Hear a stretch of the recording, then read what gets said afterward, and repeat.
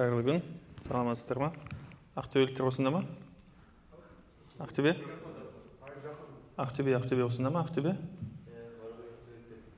Что-то аз, екі кісі ғана ма? Үш-ақ кісі ма Ақтөбе? Ақтөбе. Шашасы, Ақтөбе, қаншалықты Ақтөбелік екенін тексерейікші. Ақтөбе? Зиго! Зага! Что-то бір не ғана бар, болельщик настоящий. Жарайды, мен де Ақтөбелікпін, айтпақшы сол үшін сұрап отырмын жаңа. Ақтөбеліктер бар ма жоқ па деп. Сәке, мына точно істей ма? Вот, істейді екен. Есімім Нұрлан болады, өзім бірінші мамандығым бойынша ағылшын тілі мұғалімімін. Ақтөбелікпін, Ақтөбе лицейін бітірдік, қашан 2003-те.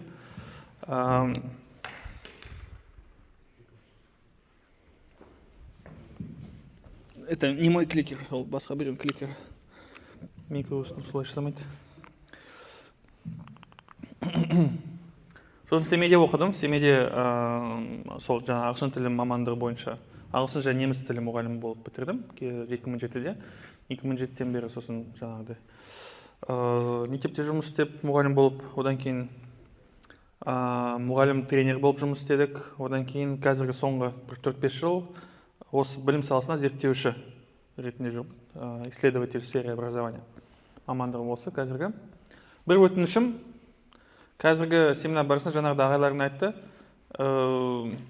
телефонды вообще кәдімгідей қалтаға салып, 1,5 сағат бойы шыдап отырсақ. Істей аламыз ба? Смело, давайте, көрейік.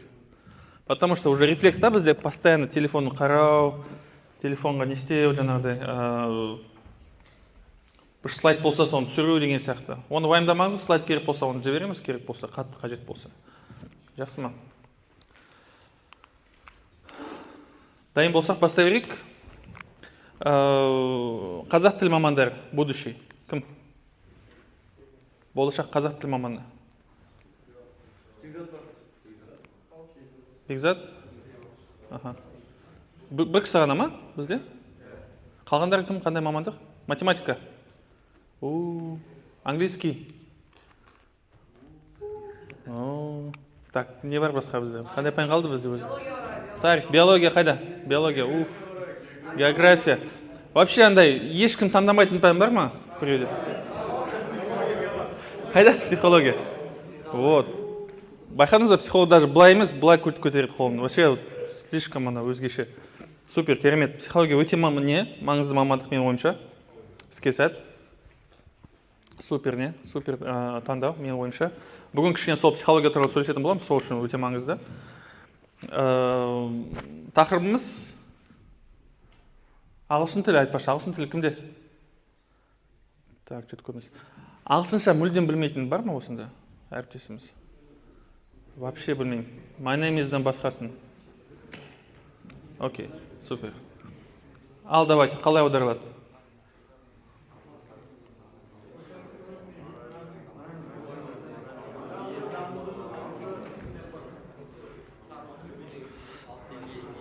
Ладно. Бұны бұрында көрген шығарсыз, естіген шығарсыздар. Біз адамгершіліктің 6 деңгей деп аударамыз. Ертең бұйырса бәріміз мұғалім болғаннан кейін, енді балалардан 2 нәрсе талап етеміз, жаңа дұрыс білім алуын және дұрыс тәрбие алуын талап етеміз ғой. Екі кезде біз оларға айтамыз, адам болшы, бауырым, пожалуйста.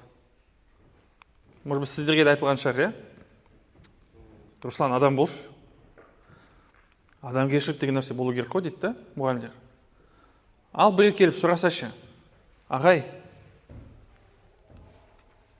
Бекзат ағай, адамгершілік дегеніміз не? Бірінші қазақ тілі маманы жауап беріп көрсінші бізде.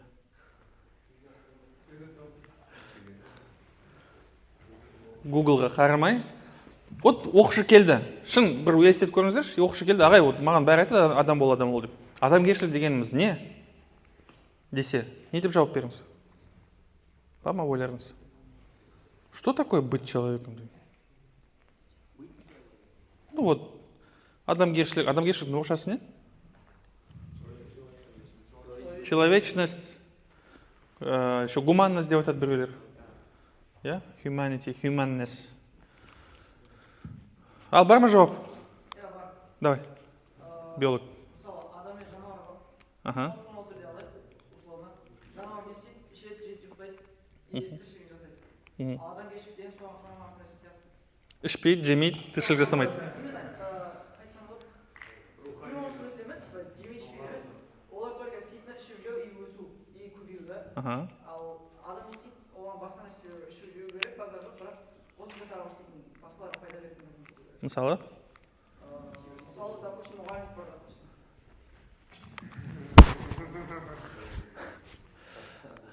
Мұғалімдік бар. Хорошо. Тағы да бар ма анықтамалар? Ага. Гуглсыз. Тұрмай не істеріңіздер? Бәріміз, все свои мына жерде. Ага. Ну, менің ойымша адамгершілік деген адамның ең жақсы қасиеттерін қосылған бір сипаттамасы. Типа, біз мысалы имандылық деп атаймыз. Имандылық и есть адамгершілік сияқты. Ең жақсы қасиеттерін. Окей. Адамгершілігі мол адам екен деп айтатындай адамдар аз да біздің әлемде. И скорее всего ол барлық жақсы қасиеттерін. Яғни, егер Пирамиданың адамгершілік дегеніміз ең жақсы адами құндылықтар қасиеттерді өз бойына сіңіру деген сөз, иә? Окей. Тағы да бар ма бір ой айтатын? Адамгершілігі мол адам деп, тілімен, қолымен ешкімге зиян тигізбейтін. Ешкімге зиян тигізбейтін адам. Но бір носы бар. Түк істемейтін адамдар бар. Олардан да көп зиян жоқ қой? Түк істемеудің өзі зиян жоқ қой? Неге? Ешкімге зиян жоқ қой. Адам өз үйінде отыр. Иногда придется. Хорошо. Мен өзім дұрыс жауапты нақты білет деп айта алмаймын. Сол үшін ғой жаңа чисто пікір қозғау үшін. Ойларыңыз бар ма адамгершілік? Себебі біз көп сөздерді қолданамыз да? Уже жақсылық пен жамандықты ажырата білсең, уже адамгершілігің бар да сенің. Окей, супер. Ол дегеніміз тәрбие дегеннен келеді сияқты негізі. Мысалы, тәрбиесі жоғары деп негізі бөлмейді да. Тәрбиелі или тәрбиесіз деп бөлінеді ғой. Либо ол тәрбиелі адам, либо тәрбиесіз. И солай болмыс қалыптасады. Адамгершілігі бар, и жоқ. И ол тәрбиеге байланысты бөлінеді. Окей, түсінікті. Жартылай тәрбиелі деген мүмкін ба? Жоқ. Мүмкін емес. Или тәрбиелі, тәрбиесіз, да? Окей. Түсінікті. Окей. В общем, бүгін кішкене осы тақырыпты қозғайтын боламыз бірге. Адамгершілік туралы. Жалпы кішкене психологиямен байланыстырамыз, кішкене биологиямен байланыстырамыз. Кішкене басқа пәндермен байланыстыруға болады. Ең біріншіден мына сұраққа жауап іздейміз. Не үшін, неліктен, зачем? Любой нәрсені зачем деп сұрасаң, мен мысалы бұл сұрақты қатты жиі қолданамын да. Жексенбі күні семинар бар, келіңіздер. Зачем? Зачем демалыс күні мен семинарда жүргім керек? Жұрттар ұрсап, нормально демалмайын ба? Зачем? Барлықтарыңыз жаңағы мұғалім деген жобада жүрсіздер. Не үшін? Мұғалім болу үшін. Сапалы мұғалім болу үшін. Вот, уже лучше. Қалай? Адамгершілік болу үшін бізде. То есть, осы жобада жүрмесеңіз болмайды ма? Деген ой туады. Сабақтар бәрі жақсы ма қазір? Оқуларың? Да? Почему? Опять? Неге оқисыңдар? Неге жақсы оқисыңдар? Асықпай үш алып жүре бермейсіңдер ма? Өтіп просто зачет алып. Стипендия үшін ба? Оқу парыз. Окей, супер. Супер. Баға үшін жүретіндер ма? Супер. Окей, дальше. Идем дальше. Қазір. Идем дальше.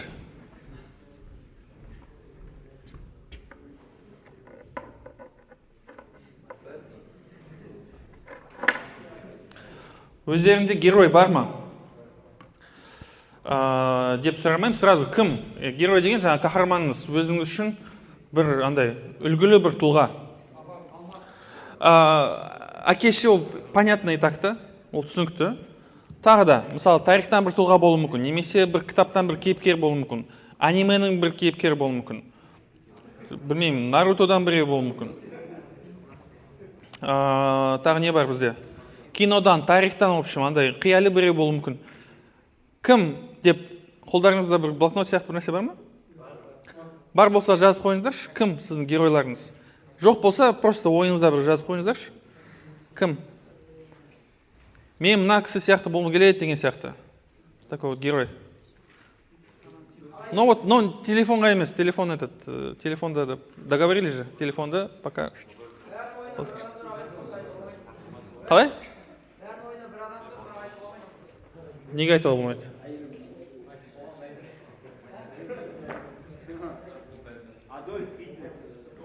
Хорошо, Адольф Гитлер болсын.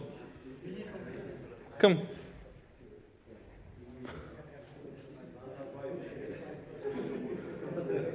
Хорошо. Мен үшін финский учитель. Қайсысы? Паси Салберг?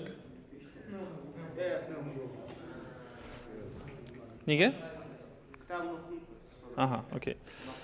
Бір, кім екенін жазыңыздар. Жазбасаңыздар, просто ойда ұстасаңыз болады. Екі, неліктен? Почему именно ол кісі? Немесе ол кейіпкер, немесе ол персонаж, жаңағы неден, Нарутодан. Нарутода кім бар вообще, нормальный герой бола алатын кісі? Итачи, да? Вот. Жирай, ладно. Қызық, я Нарутоны өзін ешкім айтпайды бірақ. Да? Окей. Все, примерно жазып алыңыздар ма? Неге екенін? Бөліскісі келетіндер бар ма? Жаңа Адольф Гитлер деп біреу айтты. Тарантино, неге? Он идет против системы. Сол үшін ғой? То есть, мен ертең тоже Тарантино сияқты против системы жүргім келеді деген ой, да? Окей. А почему он против системы идет? Неге? Система дұрыс болса ше? Ну, жаман болса, понятно, типа. А вот дұрыс болса ше?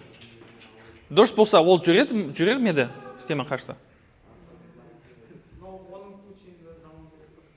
Окей, түсінікті. Просто мәселе не ғой? Мен ойымша, мысалы, Тарантино, он не просто так же против системы, потому что система бар, мен соған қарсы боламын, любой системаға. А именно, жаман система, зиянды системаға қарсы жүреді. А?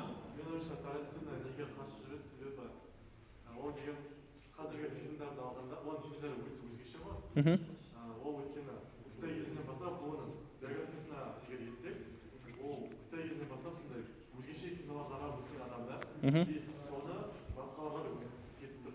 Сол үшін ол қазіргі системаға қарсы барады. Окей, түсінікті, рахмет. Басқа? Андай күрескен адам болған, мысалы, біреуді емес, мысалы, өзіңді көру. Ол қандай жағдайда, мысалы, цель қоясың, мысалы, азанда ертең тұрам деген сияқты. И тұрған кезде уже қайтып болады, сенде бір андай не болады да, өзіңді қай көре бастайсың, герой көре бастайсың, потому что басқаларға емес, именно өзіңнің өміріңде да. И ол герой типа андай ғой, ең алғашқы студент болып, мысалы, астында ерте тұрдың да, ерте жатып ерте тұрдың, и ол уже почти бір өзіңнің өміріңе жасаған бір қайтсам геройдың жасаған бір не сияқты да. Просто геройлар біреу үшін жасаса, ана жерде сен типа өзіңді дамыту үшін и оған біреуді үлгі тұту керек шығар, біреудің өмірін алу ол керек, бірақ в основном сондай случай іздеген. Түсінікті, супер. Почему бы нет? Why not? Все, бұл осы презентация соңына дейін ұстай тұрайық, осы немізді, жауаптарымызды, окей? Кім және неге? Кім және неге? Все, поехали дальше тогда. Дальше. Вот, бүгінгі жалпы тақырыбымыз адамгершіліктің 6 неге деп айттым.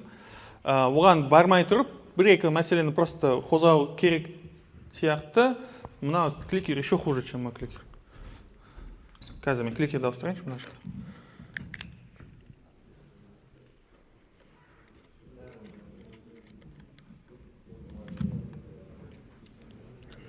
Майндсет не екенін білеміз ғой, Какой-то бір семинарда қозған сияқтысыздар, да? Точно? Жоқ? Давайте естеріңізге сала кетейік. Майндсет дегеніміз аудармасы қалай? Сана деп аудару болады кішкене. Бірақ сана слишком үлкен сөз ол. Кішкене андай ойлау жүйесі, ұстаным, көзқарас деп айтуға болады. Орысшасы мышление деп аударады, но еще установка деп аударады, еще установка. Бұны зерттеген Кэрол Дуэк деген ғалым, апай, адамдар примерно 45 жылдай зерттеп жүр бұл мәселені. И былай айтады. Мына сұраққа жауап беріңіздерші. Генийлерді көрдіңіз бе өміріңізде, генийлерді? Көрген шығарсыздар. Мысалы, музыкадан гений болуы мүмкін. Тілдерге жаңағы неше түрлі бар, полиглот. Басқа там спортқа, математик супер, я? И так далее. Ол кісілер сіздің ойыңызша туғаннан бері сондай ма, немесе то есть сондай болып туды ма, немесе сондай болып қалыптасты ма?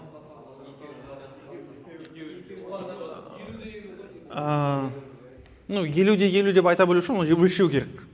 Екі түрі бар адам, біреуі гений, екіншісі хард адам.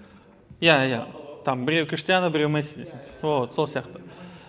Вот егер көбінесе, в основном, туғаннан бері адамдар сондай болады деп ойласаңыз, скорее сіздердің майндсетіңіз мына неге ұқсауы мүмкін. Кэрол Дуэктің айтуы бойынша fixed mindset деп аталады. Фиксированный жаңағы. То есть или бар, или жоқ деген сөз. То есть я бұйырған, я бұйырмаған маған. Допустим, өміріңізде ондай жағдай болған шығар, қолыңызда мысалы гитара аласыз, бір тартып көрдіңіз, что-то не болмай қалды, жоқ менікі емес, деп тастайсыз. Болды ма ондай жағдай? Болды.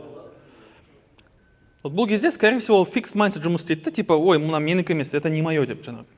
Деп тастай саламыз сразу. Қиын деп тастай саламыз. Ал егер жоқ болмаса да, бұйырмаса да, бұны еңбекпен, жұмыспен, хардворкпен меңгеруге болады деп ойласаңыз, бұл екінші майндсеттің түрі growth mindset деп аталады, яғни андай өсуші бір ұстаным, какой-то бір установка на рост дейді оны қазақша, орысша. Яғни жоқ болса да меңгеруге болады деген ой. Қиын болса да, если мне сейчас сложно, бұл не деген сөз? Значит, нужно больше работать деген сөз. Көбірек жұмыс істеу керек деген сөз. Бұл андай біреу жаман, біреу жақсы деген сөз емес, екеуі де нормальный майндсет. Просто кішкене кейбір жағдайларға реакция бізде бөлек болады да. Мысалы, оқушыларыңызда ертең екі оқушы бар дейік.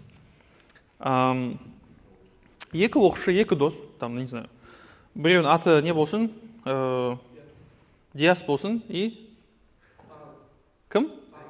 Сағадат. Сағадат уже бүгін түске дейін тоже Сағадат деп айттық. Басқа бір есім. Руслан. Давайте. Диас пен Руслан. Руслан бар ма арамызда? Жоқ, все. Давайте, Диас пен Руслан. Вот, Диас пен Руслан болсын. Диас пен Руслан екеуі де математиканы тест жазады, екеуі де 3 деген бағаны алады. Бірдей бағаны алады, но Диастікі fixed mindset, Русландікі growth mindset. Диас бағаны көреді да, не деп ойлайды? Что-то математика қиын. Мына 3 деген сөз, это значит, мен математикадан білімім төмен деген сөз, математика маған қиын, математика не мое деп айту мүмкін. Еще Диас мұғалімге ренжиді. Ағай, а что маған 3 бердіңіз? Ана кімге? Сағадатқа 5 бердіңіз. Почему? Оған да 3 қоймайдыңыз ба деп. Өзін басқалармен салыстырады. Екінші бала кім еді? Руслан.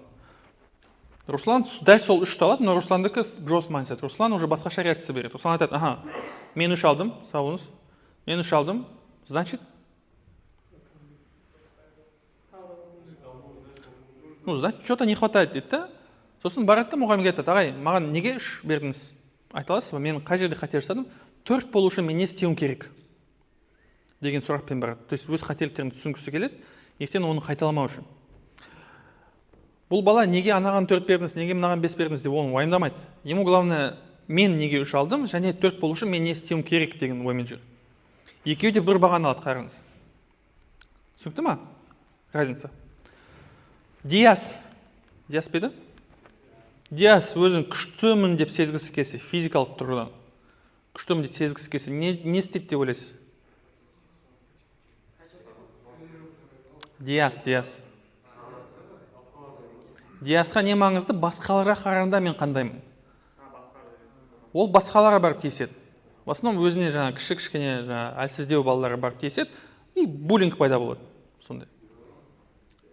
И Диас соған риза, то есть ол типа аналардың әлсіздігі мен күшті екенін дәлелдейді деген оймен жүреді. Самоутверждение, иә. То есть аналардың менің күшті екенін дәлелдейтін аналардың әлсіздігі. Маған қарсы жауап бере алмауы, это мен күшті екенін көрсетеді деді. Руслан, егер күштімін деп сезгісі келсе, өзін секцияға жазылады, боксқа барады, күреске барады, өзін жаттықтырады, спортзалға барады, потому что ол өзін кіммен салыстырып жүр? Өзімен ғана салыстырады. Вот айырмашылық сода, кішкене. Түсінікті ғой, да? Менікі қандай екен деп ой туды ма, қазір? Екеуі де бар бізде. Екеуі де бар. Белгілі жағдайда, мысалы, может быть, оқуда бізде көбінесе гросс болуы мүмкін, там жұмыста басқа бір не болуы мүмкін. Но зерттеулер бойынша көбінесе именно жаңа гросс майндсеттегі адамдар более анда не болады, да? Более, қалай айтсам болады? Не то чтобы даже успешный, но да, қиындықтарға қарсы олар кішкене более устойчивый.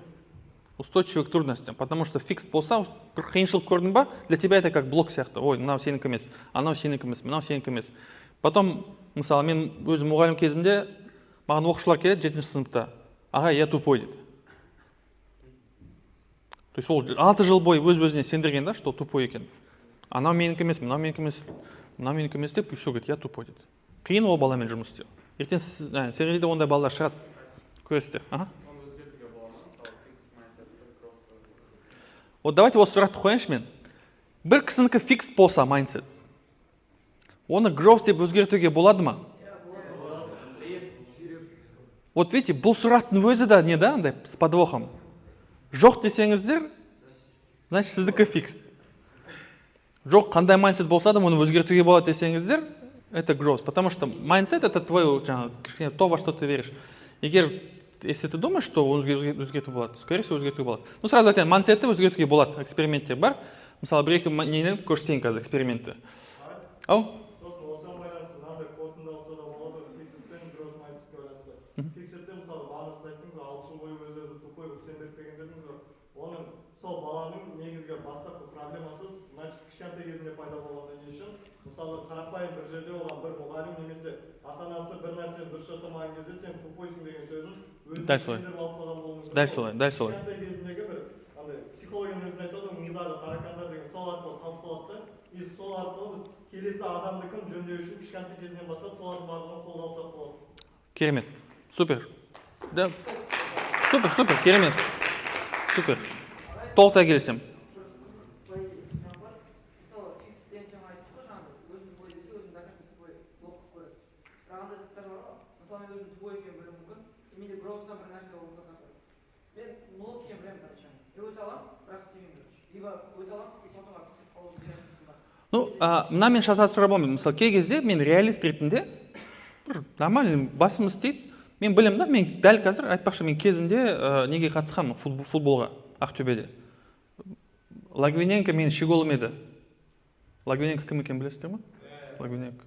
Уэмблиде гол салған деген. Уэмблиде гол салмаған ол. Петр Чехке 2 гол салып қойыпты. Вот. Но мен білем да, мен қазір, как бы я не захотел, мен қазір уже сол Ақтөбе футбол клубына мен кіре алмаймын составына. Никогда не сдавайся, never give up, follow your dreams, деп, ничего не поможет наш деп, потому что мен уже все, уже бір жасым бар, бір нем бар. Ну, реалист ретінде мен мынаны түсінемін. Это андай не блок емес, мен тупой мен сияқты блок емес ол. Мен реально қазір мен профессиональный баскетболист бола алмаймын. Уже нереально. Ол нет, это просто нормальный, это андай, бір трезвый бір мышление был. Ол мен шатастырмаңыздар. Просто қашан блок болуы мүмкін, мысалы, жаңа бір нәрсе үйрену керек ертең, да, мысалы, там какой-то бір жаңа бір дағдыны үйрену керек, жаңа бір білімді алуың керек. Ол кезде қиын болып көрінсе де, ол нормальный нәрсе. Сразу мен тупоймын деп, бір қиыншылықты көріп, ол кезде уже вот это сондай блог, фикс майндсеттің блогы болады. Ал реалист ретінде түсінсең, кейбір нәрселерді, мен оны точно түсіне алмаймын. Мысалы, не болуы мүмкін? Опять же, мен, мысалы, скорее всего, мен Google-ға барып программист бола алмаймын қазір. Мен мамандығым вообще ағылшын тілі, өмір бойы вообще басқа саланы не істедім. Мен қазір бастасам да үйренуді, менің озатындар жастар көп, мен білем оны. Google-ға кіретін жұмысқа. Скорее всего, мен кіре алмаймын. Это фикс майндсет емес, это просто реальная оценка жаңа нелердің. Кэрол Двак нені зерттеген? Бірінші, майндсеттің өмірге деген несі, әсері. Кішкентай балаларға барады, зерттейді балаларды. Примерно әр баланыкі анықтайды. Мына баланыкі примерно growth, примерно fix деп, жаңа әңгімелесу арқылы, сұрақ қою арқылы, не арқылы тесттер арқылы анықтайды майндсеттін. Содан кейін бақылайды бұл балаларды. Бақылаған кезде бір ай бойы емес, бірнеше жылдар бойы бақылайды. Кәдімгі мектеп бітіргенге дейін. Статистикалары кітапта жазылған, егер сан керек болса, но жалпылама айтатын кезде growth майндсеттегі балалар более успешный болады. Неде? Мектепте, университетте, жұмыста. Ну, примерно понятно, я неліктен. Опять же. Әрбір көрген қиыншылықтары growth mindset үшін бір челлендж, наоборот. Маған бір нәрсе қиын болып көрінді ма, значит, мен көбірек жұмыс істеуім керек деген сөз. Вот. Дальше. Екінші эксперимент, енді ең мықты эксперимент осы. Ол именно өздеріңізге де қажет. Бұл майндсетті өзгертуге болады ма деген. Сұраққа жауап кішкене. Немесе әсер етуге болады ма? Біліп, білмей, біз әсер ете алады екенбіз. Мұғалім ретінде баланың майндсетін өзгерте алады екенбіз. Әсіресе кішкентай балалардікі әлі не қалыптаспаған кезде, сол кезде барады мына кісілер, зерттеушілер, балаларды топтарға бөледі, кішігірім жаңағы 5-6 адамды топтарға бөледі. Және әр топқа не береді? Пазл, мозаика. Бірдей. Бәрі орындап болады, орындағаннан кейін мұғалімдер қарайды, деп жаңағы мақтайды сосын балаларды. Кішкентай балалар болғаннан кейін оларды мақтайды. Қалай мақтаймыз біз балаларды? Мысалы, молодец, жарайсың, керемет, красавчик, вот, супер деп. Тура сол, бірақ олар балалардың бір жартысын ғана алады да, и олар дәл солай мақтайды. Молодец, красавчик, супер, керемет, деп, ақылдысыңдар, керемет, жарайсыңдар деп мақтайды балаларды. Екінші жартысын не деп мақтайды? Почти, совсем. Бәрі бірдей не істеген ғой, бәрі бірдей орындаған. Аналарды орындады. Бірақ мына балаларды керемет жұмыс жасаңдар балалар. Күшті бір-біріне көмектесіп, ақылдасып, не істеп жаңағыдай. Бізге сол надо деп жаңағыдай. То есть, мына жақта баланы өзі мақтаса, мына жақта баланың іс-әрекетін, еңбегін мақтайды. Еңбегіне қарай мақтайды. Вроде бы мелочь. Бірақ қандай сигнал алады бала? Лиминальное мышление деген бір термин бар психологияда. Дэйв Грей, автор, кітаптың авторы, ол жерде айтады, біз байқамай, мысалы, кішкентай балаларға постоянно не беріп отырамыз, сигнал. Кішкентай балаларда анда кнопка жоқ, үйрену деген функцияны қосып өшіру деген функциясы жоқ. Кішкентай балалар болсын, үлкен адамдар болсын, біз постоянно бір нәрсе үйренеміз. Всегда. Әсіресе кішкентай балалар. Біз байқамай кей кезде қате сигнал бере аламыз. Мысалы, сотовый телефон кездерінен бұрын, домашний телефон бар еді ғой, әр үйде. Телефон шырылдайды, сосын бір баланың мамасы не істейді, баласына айтады, айтшы, мен үйде жоқпын деп. Да? Спокойно, обычный нәрсе, ол әр үйде болған нәрсе почти. Бізде болған жоқ, потому что бізде телефон болған жоқ. Мен үйде жоқпын деп айтсалшы, бала айтады, мама үйде емес деп, все. Вроде проблема решена. Бала қандай сигнал алды? Не совсем. Егер өзіне пайдалы болса, өтірік айтуға болады деген сигнал алады. Если тебе это полезно, то өтірік айтуға болады деген сияқты. Видите? Мамасы, может быть, онда ниеті болған жоқ. Но жаңағы іс-әрекетімен сондай бір сигнал берген. Сол үшін байқау керек. Лиминальное мышление. Вот мына жерде лиминальное мышление. Қандай сигнал алды мына балалар? То есть мына балалар менің күшті екенін дәлелдейді менің нәтижем. Мына жақта еңбегім. Эксперимент жалғасады. Ал давайте балалар екінші пазл жасайықшы. Екінші пазл кішкене қиынырақ болады, чуть посложнее. Жасайық па? Десе, мына балалар енді наоборот қуанады, давай деді. Потому что қиын болса, не деген сөз бұл?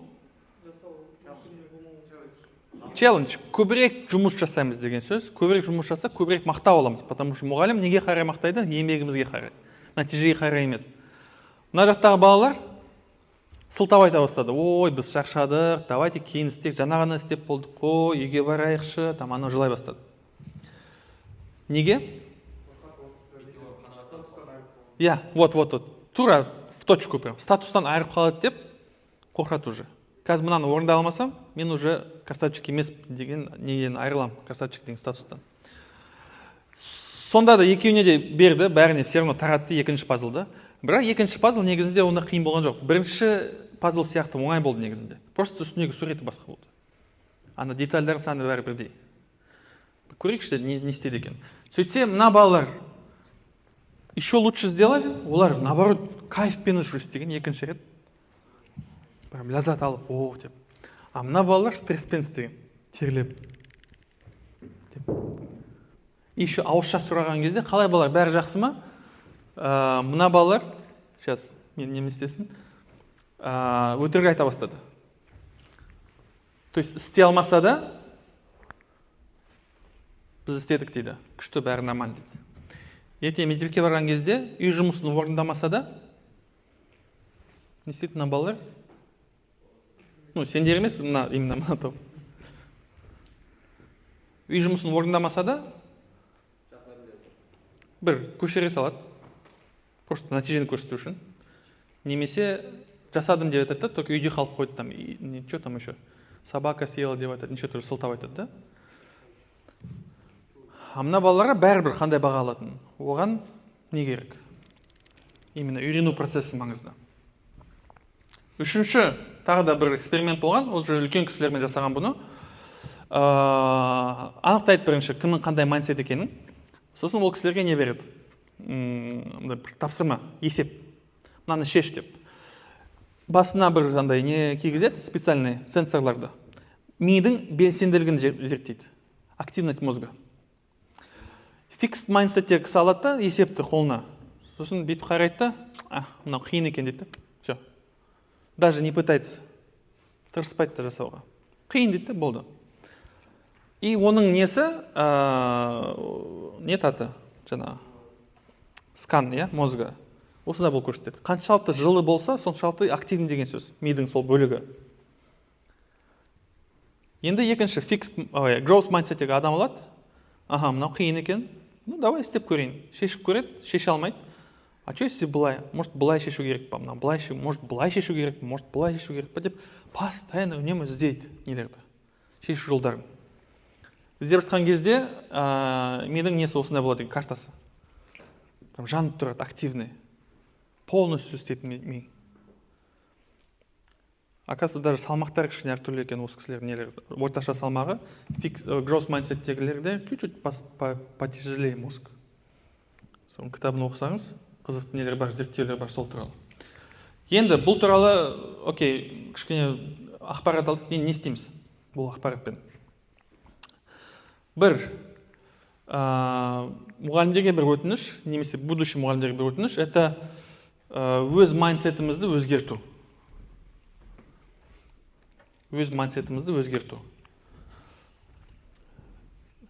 Неге?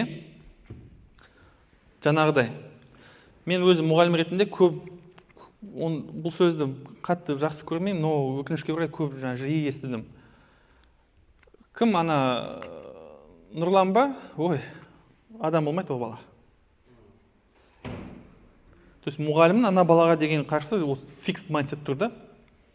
Даже тырыспайды ол баламен жұмыс істеуге. Ой, ана бала адам болмайды дейді, болды. Сразу еще басқалар айтады бұны. Сен қандай класс берілді биыл? Маған 7А берілді. О, 7А ма, все. Ана балалар адам емес. Дейді да, и сразу шарттанып қоямыз біз. Өз-өзімізді блокировка жасаймыз. Еще балаға бұны сендіреміз ертең. Менде мысалы D деген сынып болды, 7D. A, B, C, D. И почему-то балаларда сондай бір не қалыптасқан ғой. Ашник болса, сен жақсы боласың. Бшник сәл төменде, С болса не? D деген это вообще не адам емес бұлар. И мен классқа кірсем, балалар тура сондай отыр да. Не болды? Давай бір нәрсе жасай, үйренейік. Ағай, біз дэшникпіз дейді. И какая разница? Жоқ, бұл ашник, ол ашниктар. Бэшник болса еще ладно. Біз дэшникпіз дейді. Төртінші сорт адамбыз деп ойлайды өзіміз. Мысалы. Сондай өз-өзіне сондай не да, сендірген нелерге. Өте қиын нәрсе. Даже мен бір рет ұсындым, бірақ оны қабылдаған жоқ. Типа, давайте класстарды А, Б, С, Д емес, вообще басқаша атайықшы. Гарри Поттердағыдай, иә. Пуффиндуй, Слизерин, Гриффиндор деп. Может, сол кезде не болатын шығар. Но Гарри Поттерда все равно бір не бар. Гриффиндор болсаң сен, типа, нормальныйсың, Слизерин, это все ең жаман нелер сенен шықты деп. Хотя бы сол балаға қарсы біз немізді өзгертсек, майндсетімізді. То есть қандай бала болса да, айтпақшы, уже елестетіп көріңіздер ма, ертең мен мұғалім болам, менде осындай класс болады деген. По идее, ол біз неге қарай елестетеміз? Кей кезде оқыған кітаптарымызға қарай, школата дегенді оқыдыңыздар ма? Школата, немесе бір фильм көресің, Роклак сияқты бір фильм көресің, шабыттанасың, менде де осындай класс болады, күшті болады, бәріміз билейміз, сөйтеміз, бітеміз деп. Олай болмайды, ертең қиын болады, сразу айтайын. Неше түрлі бала шығады алдыңызда. Сізді тыңдайтын бала шығады, сіздің бетіңізге түкіретін бала шығады. Ну, все может быть. Но мұғалім ретінде ол балаға не қоймаңыз. Иә, потому что неше түрлі не андай бір шанс берсеңіз, болмады ма екінші шанс. И так та біздің жұмысымыз балаға баға беру емес. Қолымыздан келгенше көмектесу, иә, ашылуға. Поэтому балаға қарай майндсетімізді өзгертейік. Сосын вот астын сыздым. Результат емес, прогресс маңызды. Нәтиже емес, прогресс өте маңызды. Өте қауіпті нәрсе бұл. Егер біз тек қана результат қарайтын болсақ, немесе бағаға ғана не істейтін болсақ, бағыттайтын болсақ, балаларды. Ағылшын тіл мұғалімдері бар, иә, осында будущее. Вот, сізде точно ондай жағдай болады. Сыныбымызға бір бала келеді, допустим, шетелде өмір сүріп келген, немесе шетелдік бір бала келеді, ағылшыншасы сізден де жақсы. И біз не істейміз, ағылшын тіл мұғалімдері? Джонни ма? Джонни. Сен үй жұмысын істемесең де болады, мен сен білетінді білем ғой. И Джонни мәз болып отырады. Телефон ойнап. Потом тағы да бір тапсырма бар. Джонни, сен істемесең болады, мен білем ғой, сен білетінді. Бұл іс-әрекет, как вы думаете, дұрыс па емес па? Өте қате іс-әрекет, потому что Джонни, ол да адам, ол да даму керек. Қандай деңгейде болса да, оған да прогресс керек. Поэтому мне просто Джонниге қарай кішкене күрделі тапсырма беруім керек. Бұның аты педагогикада не деп аталады? Осында не подходтың? Дифференциация деп аталады. Саралап оқыту. Оқып алыңыз, кішкене Google-дан іздеңіз, обязательно, ол өте маңызды нәрсе. Бала сіздің сынымызға не үшін келу керек? Баға үшін емес, үйрену үшін келу керек. Сол үшін аталарға да айту керек, өздеріңіз тоже, мысалы, бұрын аталар қандай сұрақ қоятын мектептен келген кезде баласы? Неше алдың бүгін, иә. Өте қате сұрақ бұл. Дұрысы? Вот, супер. Не үйрендің, керемет. А еще лучше, бүгін сен қандай сұрақ қойдың мектепте, күшті сұрақ қойдың. Соған да үйрету керек балаларды, именно сұрақ қоюға. Бір бала айтады өткенде, бізге не, сұрақ қоюға болмайды деп мектепте. Так. Келесі, мақтайтын кезде жаңа жұмысты мақтаймыз, ол понятно? Ну, давай. И көбірек оқиық бұл туралы. Бұл тақырып mindset деп аталады. Кэрол Двектің кітабы бар. Орысшасы да, қазақшасы да бар бұл кітаптың.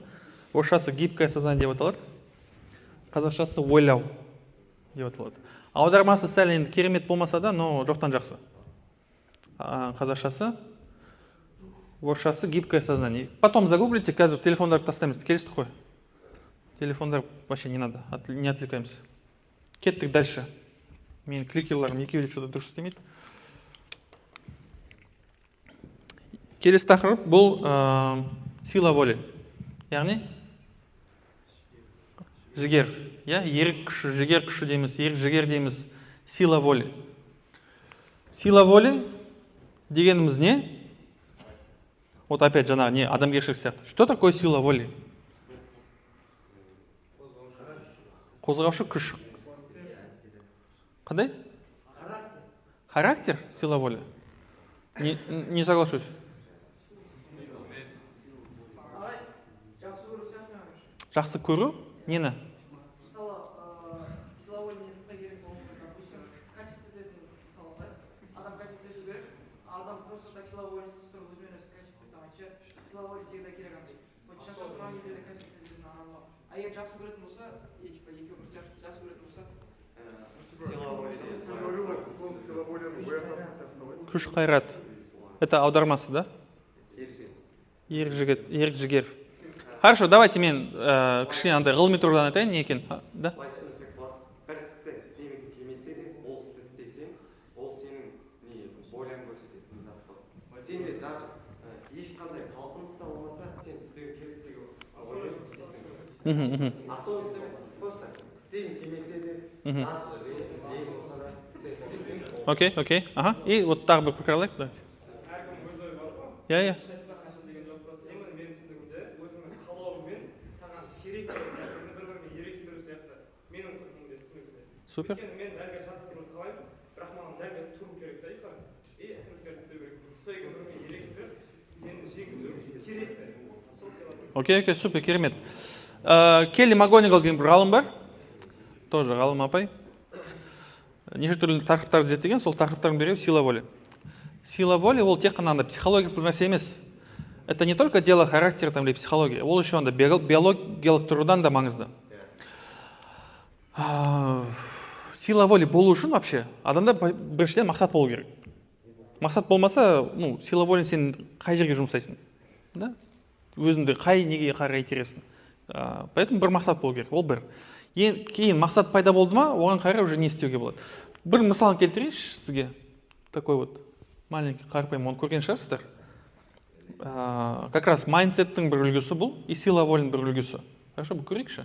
Кішкентай бір қыз жаңа понинің үстіне мінгісі келіп тұр.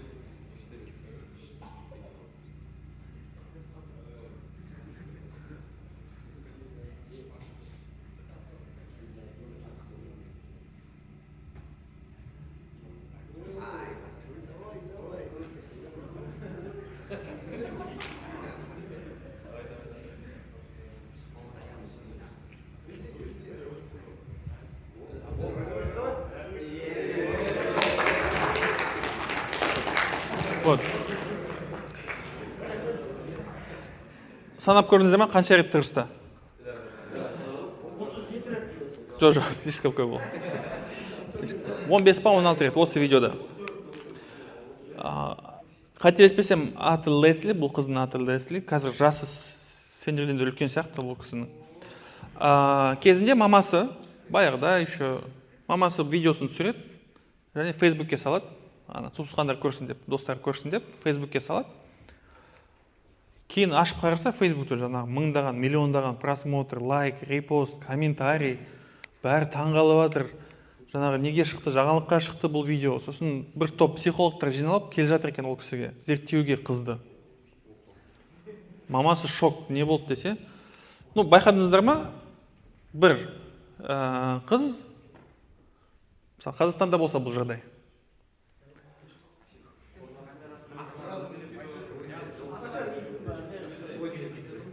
Екі вариант бар да мына жерде. Бір қыз жылайды, скорее всего.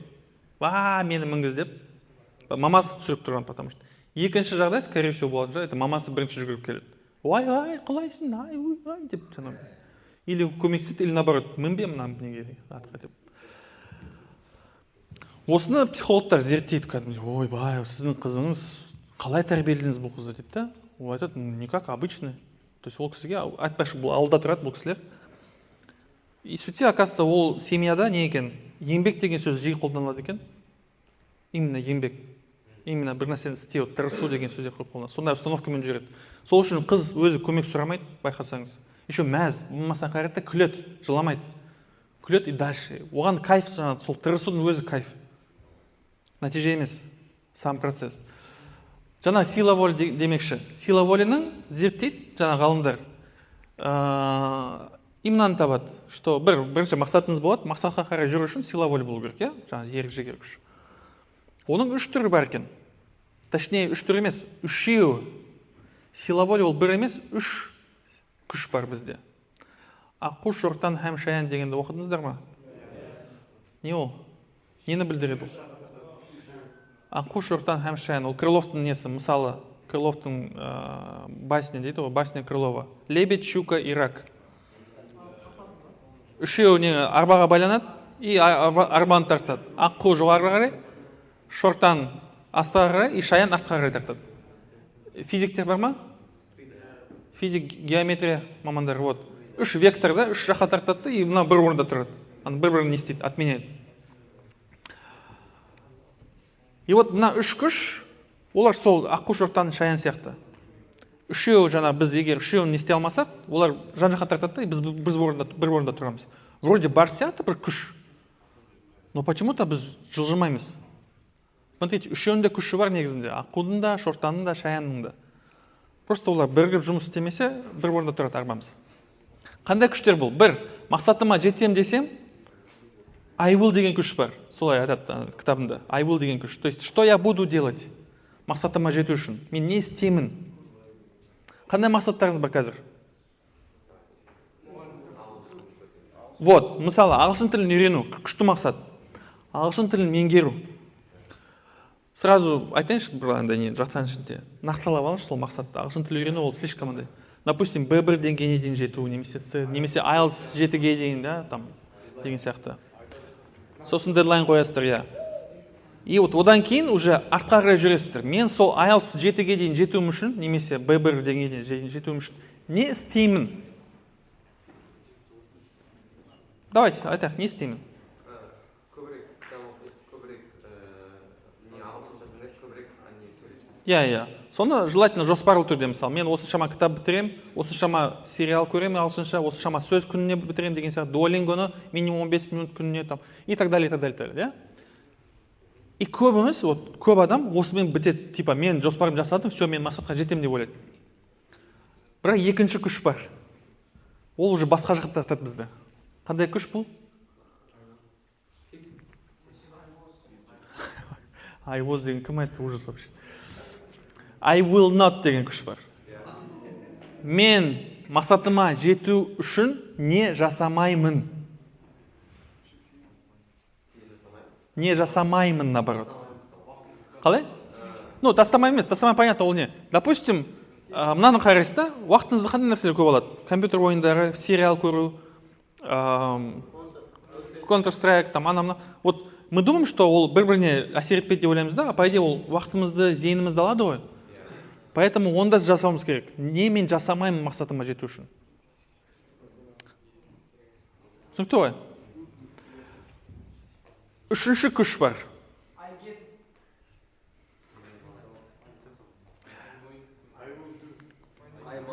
Қараңыз. Мына екі күшті біз жоспарлай аламыз. Мына екі күшті біз алдын ала көріп, алдын ала жаза аламыз. Мен мынаны істеймін, мынаны істемеймін. Кешірім өтінемін. Үшінші күшті біз алдын ала жоспарлай алмаймыз. Ол кішкене қиын. Потому что ол өз-өзінен пайда болатын күш. Кітапта оны былай суреттейді. Как будто дейді ішіңізде екінші бір адам отырған сияқты. И ол постоянно сізде жаңағыдай не істейді. Құлағыңызға бір нәрсе какой-то бір сыбыс жібереді да, давай былай істейік, давай былай істейік. Давай ұйықтайық, давай жейік, давай жатайық дейді. Ағылшыншасы I want.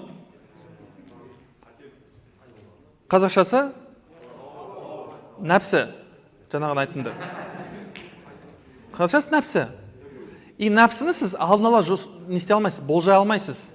Типа, мен қазір 2 сағаттан кейін захочу мынаны істеуге, сіз істей алмайсыз сондайды. Ол өз-өзінен пайда болады. Жақсы жаққа да тарту мүмкін, жаман жаққа да тарту мүмкін сіздерді. Ұйықтай салайыншы. ананы жей салайыншы, мына фильмді көре салайыншы, мына сериалды бітіре салайыншы. Бір айдан кейін IELTS бар, и какой-то сериал көргің келеді да, новый. Білесің да, сериал көрмеу керек, потому что жаздың оны I want not деген жерге, но вот I want деген тартып жатыр. Это вот как раз таки не, сила воли. Егер сен оны бұл мен емес, бұл мен нәпсім айтып жатыр десең, дей алсаң, оны уже контроль етуге кішкене оңай болады, легче будет. Түсінікті ғой? Да? Бұл бойынша сұрақ бар ма? Жоқ, керемет, супер. Енді жаңа айттым ғой, биологтар. Қанша биологымыз бар? 2, 3, все, как раз еще бір қатарда отырдыңыз, да, специально. Стипендия қашан түседі?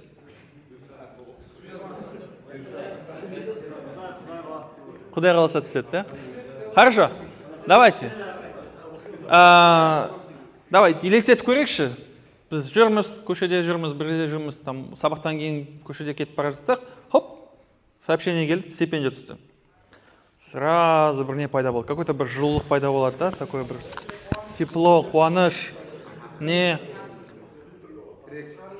Это биологиялық тұрғыдан кейбір гормондар бөліне бастайды, какой-то там гормон счастья деген сияқты, окситоцин, там бір нәрсе деген сияқты. О, что-то хорошо. Но и охота пайда болады. Сосын давай мен неге барсаңшы, бір көрейінші, өткенде как раз Каспий жұма, как раз бір не, Алиэкспрессте бір нем бар еді, жаңа Пиндодода бір не көрдім деген сияқты. Соны ойлана бастаймыз. Да? Сосын, допустим, типа мега сияқты бір жерге бардық, там новый өзімізге бір не алдық. Какой-то бір күшті бір киім, мысалы. Дейікші, там Зараға барып, күшті бір көйлек алдық. Күшті бір там футболка алдық. Күшті бір кофта. Соны алдық та неге бар жатырмыз? Примерочныйға, соны кию үшін. Примерочный несін ашсақ, пердесін аштық па, артынан кім тұр? Жолбарыс тұр. Тірі жолбарыс, живой. Ол кезде не болады? Биологиялық тұрғыдан. Бір, сразу резко адреналин бөлінеді. Прям еще көп мөлшерде адреналин. Адреналин не екенін білеміз ғой? Сразу жүрек деген түк-түк-түк-түк-түк. И миымыздағы кейбір функциялар өшіп қалады. Жаңағыдай кофта таңдау функциясы өшті. Рациональный ойлау күш несі өшті. Болашақты ойлау өшті. Ақшаны санау өшті. Там, не знаю, любой қандай ой болды ма, бәрі өшіп қалады сразу. Почему? Миыңызға бұл қажет емес қазір. Дәл қазір срочно миға энергия керек. Оказывается, даже түстерді ажырату функциясы өшеді екен, черно-белый болып қалады. Мен оны өзім көрдім, маған бір рет машина қағып кете жаздады мені. Сол кезде прям slow motion и черно-белый болып кетті бәрі дүние. Потому что ему нужно срочно бүкіл энергияны бір жерге ғана жұмсайды. Fight or flight рефлекс дейді, оны ағылшынша. Инстинкт самосохранения. Қашу немесе шайқасу. Инстинкт выживания. Вот мен қашайын ба, шайқасайын ба деген сол шешімді қабылдау үшін микро-наносекундта ол шешім қабылдау керек. Адреналинмен қоса, вот это вот все функция ми, да? Ну, понятно, ол жағдайда, скорее всего, қашуды біз таңдаймыз, да? Басқа жағдай, мысалы, допустим, үйде отырсыздар, тамақта там бір чайникті көтердіңіз, чайниктің астынан бір таркан шықса, сразу ойланбай. Там аямай еще, да, ол тарканның қарны аш шығар, ол может балалары бар шығар, может мен оны былай асықпай алып, может там терезеге тастай саламын ба деген ой жоқ, тык деп өлтіреміз. Почему? Это тоже рефлекс. Адреналин, андай рациональный ойлау жоқ бұл кезде. Неге? Потому что қауіп тура көзіміз алдында тұр, да? Опасность. Иногда біз опасности көрмейміз. Жаңа кофе брейкта, мысалы, не болды бізде? Капкектер болды мұсындай. Может быть, там диетада отырған кісілер болса, біледі, да, что мына капкек жеу зиянды, не надо, по идее, не стоит. Бірақ ол кезде адреналин бөлінбейді бізде. То есть капкек деп шошымаймыз біз. Серотонин, дофамин деген, окситоцин деген бөліну мүмкін. Это вообще басқа гормондар. Гормоны желания, гормоны счастья. Какой-то силекей бөліне бастайды. Охота жеуге. Қауіпті екен білеміз ба? Рационально вроде білеміз. Рационально уже ойланбайды қайттан біздің миымыз. Гормонмен ойлана бастайды. қауіпті көрмейміз. Қауіп кімге қауіпті бұл? Бұл капкейк. Жоқ, маған қауіпті ма, мен қазір жесем? Вот. Будущий маған қауіпті бұл. Қазіргі Нұрланға емес, қазіргі Нұрлан хочет кушать. Ертеңгі Нұрлан ойлансын бұл мәселесін. Деп айтады менің I want деген күшін дұрыс. Вот менің нәпсім солай айтады. Сен не переживай, сен жей сал, кайф қой. В понедельниктегі Нұрлан ойлансын ертең. Это его проблема. Бұны еще горизонт будущего деп айтады. Егер біз горизонт Макаренко дегенді оқыдыңыз ба университетте? Макаренко деген кісі бар, педагог Макаренко. Вот сол кісінің горизонт будущего деген бір понятиесі бар. Горизонт будущего дегеніміз не? Кішкентай балаларда горизонт будущего өте қысқа да, олар бір сағаттан кейін және ертең деген сөзді ажырата алмайды. Кішкентай балалар. Байқадыңыз ба, андай, егер інілеріңіз болса? Қашан барамыз неге? Мегаға. Сенбі күні барамыз. Бүгін ба? Жоқ, бүгін дүйсенбі. Потом 3 сағаттан кейін сұрайды. Енді кеттік па? Жоқ, айттық қой, 6 күннен кейін. Сенбі. Қазір ма? То есть ол постоянно, ол разница жоқ, ертең ба, не ма? И өскен сайын бала, оның сол горизонт кішкене не істейді? Кеңейеді, расширяется. И мы можем уже ажырата аламыз да, ертең, 3 күннен кейін, 3 айдан кейін, 5 жылдан кейін деген нәрсені көре аламыз. И соған қайыр біз не істей аламыз? Мысалы, егер мен горизонт будущего алыс болса, мен алыстағы қауіпті могу как жолбарыс сияқты көре аламын. Понятно? То есть мен уже типа ертеңгі Нұрлан ойлансын деп айтпаймын, потому что ертеңгі Нұрлан мен екенімді түсінемін. И вот осындай жағдай көп болады да, 9 сыныптың балалары бар. И сен 9 сыныптың баласына барасың, айтасың, давай уже босқа жүрме, давай дайындал уже, ертең уже мектеп бітіресің уже ертең. Біз айтамыз да, ертең деп айтамыз. А ол түсінбейді, что 2 жыл это қысқа уақыт екенін түсінбейді да. Для него 2 жыл это далеко еще. Потом 10 сыныпта жүр әлі уақыт бар ғой дейді ағай. Уақыт жоқ тең. Дайындал. Потом опять бір бала келді маған, шын оқиға, честно. Ағай дейді, маған IELTS-ға дайындалуға көмектесесіз ба дейді. Помогите подготовиться к IELTS. Мен айттым да, без проблем. Қашан? Ертең дейді. IELTS ертең тапсырады, маған бүгін келіп тұр, көмектесіңізші дейді. Мен айтам да, IELTS-ге дайындалу үшін сен минимум 1 жыл алдын бастауың керексің. Минимум. Это еще, и то английским жақсы болса. Қазір 1-2 курссыздар ма? То же самое. Қазір кейбір кісілер мен болсын, қазір Сағадат келеді. Уже ертең мұғалім боласыңдар сендер десе. Қаншалықты жақын көрініп тұр қазір бізге бұл? Вот, біреулерге алыс, какой-то, как будто вообще там болмайды, какой-то через 100 лет как будто көрінеді да бізге. На самом деле өте жақын бұл. И қазірден бастап дайындалған дұрыс. Айтайын, потому что мұғалімдік оңай нәрсе емес. Окей? Айтпақшы, кітаптың аты Willpower Instinct, немесе сила воли деп аталады. Келли МакГонигал сила воли деп аталады. Если что, оқайын десеңіздер.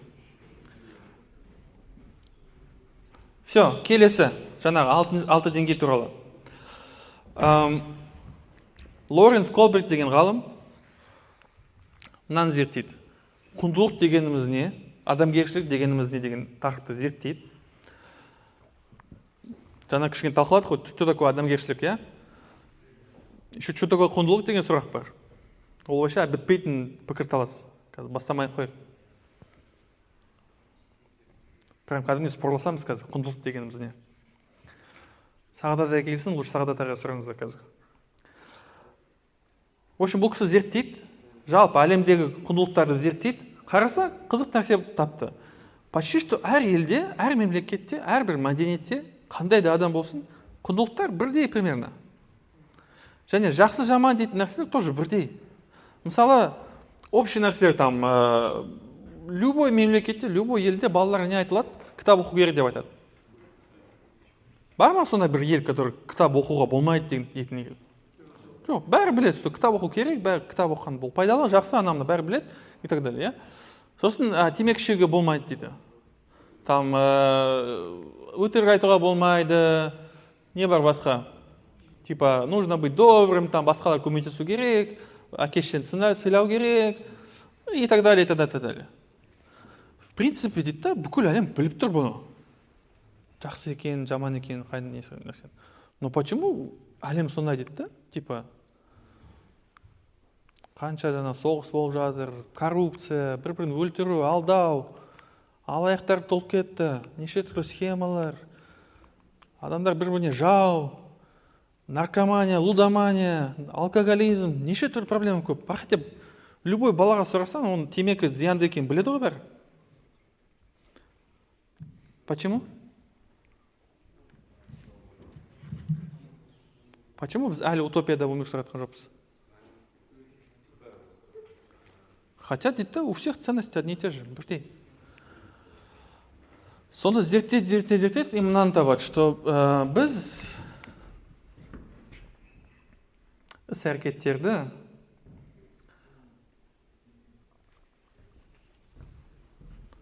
көбінесе, көп елде іс-әрекеттерді екіге бөледі адамдар. Deeds деген, ол do деген сөздің несі, зат есімі. Deed деген, қылық деген сөз. Яғни, жақсы мен жаманға бөлеміз біз. Ананы істеме жаман бұл. Мынаны былай істеу керек. Неге? Жақсы. Кітап оқу керек. Неге? Жақсы болады. Ол жақсы нәрсе. Кітап оқу деген жақсы нәрсе. Темекі шекпеңдер. Неге? Бұл жаман нәрсе. Деп бөле береміз. Маяковскийдің өлеңі бар. Қандай? Что такое хорошо, что такое плохо деген. Кроха сын пришел к отцу и спросила Кроха, что такое хорошо, что такое плохо деп жаңа басталады. Оқып көріңіздер, қызық бір не өлең, но не очень на самом деле мағынасы. Өте андай советский. Потому что былай бөлген дейді, ол не емес, дұрыс емес. И бұны спокойно дәлелдеуге болады. Любой іс-әрекетті айтыңызшы, жақсы бір іс-әрекет. Мысалы, кітап оқу. Кітап оқу жақсы ма? Жақсы. Да? Кітап оқу жаман деп кім айта алады? Мысалы? Я? Например, Гитлердің Майнкамф деген кітабы бар. Запрещенный кітап оқымаңыздар. Оны оқыған адам не болуы мүмкін, жаңағы фашист болып кетуі мүмкін дейді да, мысалы, допустим. То есть ол фашизмді мақтайтын бір кітап да, фашизмді қорғайтын бір кітап. И сол кітапты оқып жатқан адамды көрсең, молодец, кітап оқып жүрсің деп айта аласың ба? Менде тура сондай жағдай болды. Бір оқушым қарасам, мамасы мақтанады да, менің қызым көп кітап оқитын болды, молодец дейді да. Я говорю, молодец, молодец. Бір қарасам, оқыған кітаптарына. Кітаптың тематикасы, ана не? Ішінде ерте жаста жүктілік, ол нормальный нәрсе екенін көрсетеді. Суицидтің нормальный нәрсе екенін көрсетеді сол кітапта. Числа деген кітап бар, жастардың жаңағы несі. Там про смерть, про суицид, короче.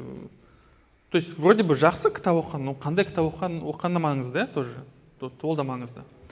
Немесе жаман бір іс-әрекетті айтыңыз. Давайте мен сізге мысал келтірейін. Бір адамды барып, жүгіріп барып, итеріп, жерге құлатып, аяғын сындыру.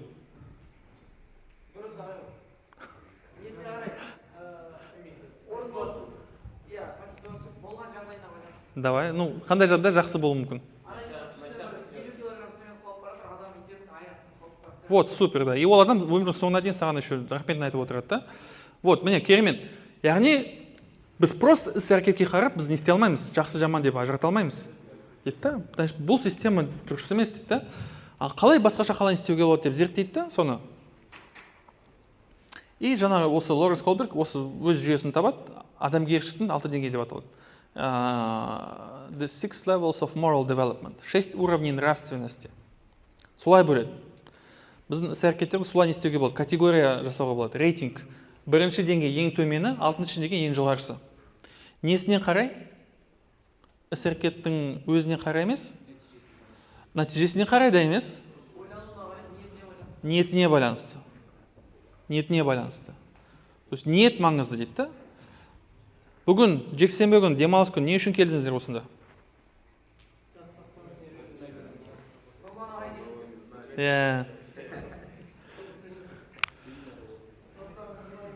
Жоқ, семинар болады деді, окей, сразу қуанып бардың, о, семинар болады деп қуанбаған шығарсыздар?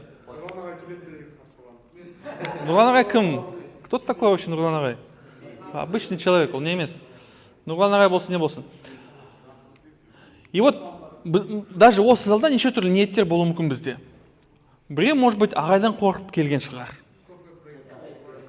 Білмеймін, ағайымыз ұрыспасын деп. Или галочка үшін, иә? Вот осыны солай бөледі. Қараңыз, давайте мен мысалдармен айтайын. Бір оқушым болған менде, лицейде. Мен Нұрда деген мектепте жұмыс істедім, Астанада 10 жыл. Бір оқушымыз әр емтиханнан, әр сабақтан, әр пәннен, әр тесттен, әр олимпиададан бірінші мектепте. Сондай оқушы. Қыз оқушы. Вундеркинд. Любой сабақтан, любой олимпиада, любой жарыс бірінші. Уже бәрі біледі, оның бірінші болатын. Бәрі екінші орынға таласады, короче, бізде. Егер ол қыз қатысатын болса. Сондай қыз, да? Серьезно. И бір күні қарасам, отыр, жылап отыр. Деп. Жақындадым, не болды десем, неге жылап отсың? Ағай 4 алдым дейді бүгін.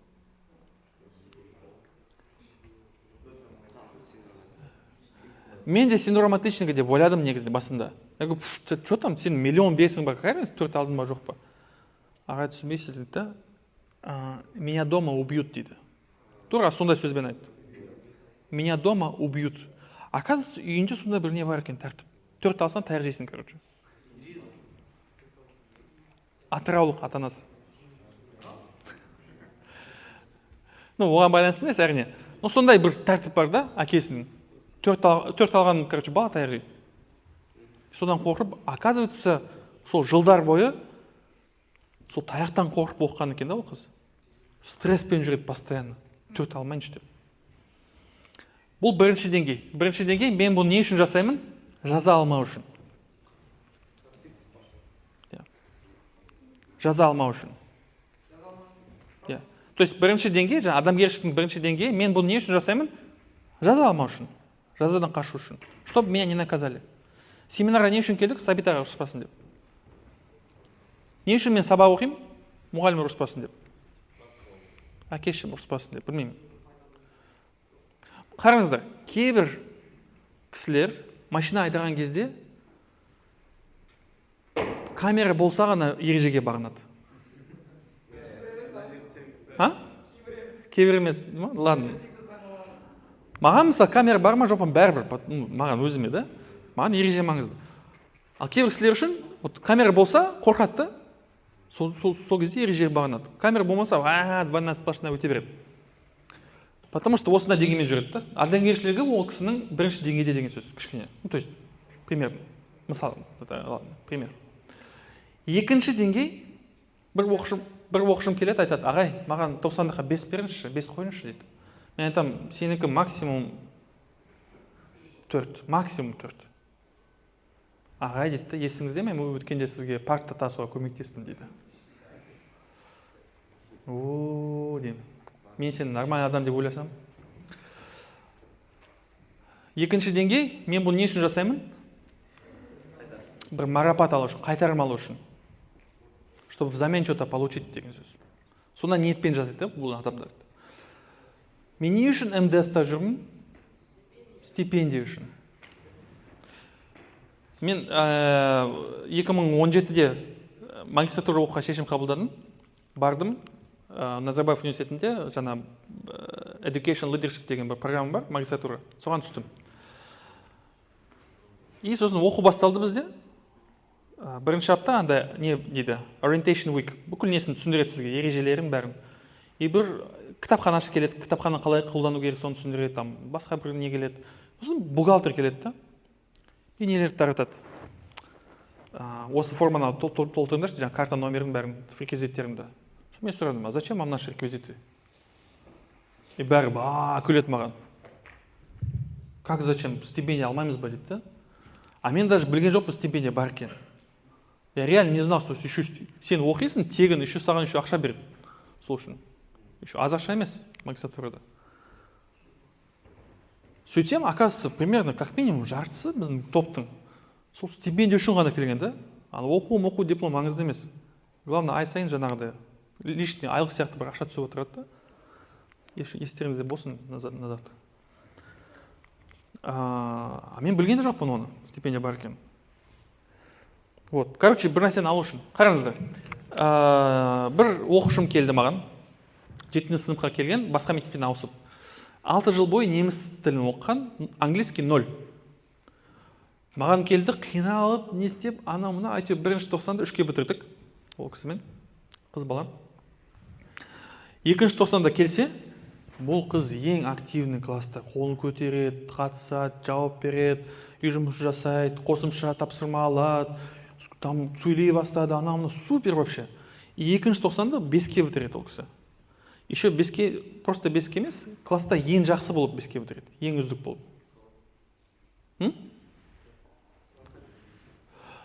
Мен мәзбін, короче, представьте соны жағдайды. Мен ол кісінің мұғалімін. Мен кәдімгідей ана не, мектепте жүрісім өзгерді. Как не сияқты, Конор Макгрегор сияқты жүре бастадым. О, деп, ана Дина бар, Дина, мен оқышым, это я, вот, мен деп айтады. Кәдімгідей мен өзімнен көре бастадым бұны, типа, это я, такой күшті мұғаліммін деп. 3-ші тоқсан басталды, опять 0. Вообще қатыспайды, қол көтермейді, үй жұмысын орындамайды, 0 вообще. Шақырдым оны. А оның күшті бір ерекшелігі бар, ол өтірік айтпайды, шынайы былай тікелей сөйледі. Сосын айттым, Дина, что такое, не болды? Екінші тоқсанда кереметсің, қазір опять 0.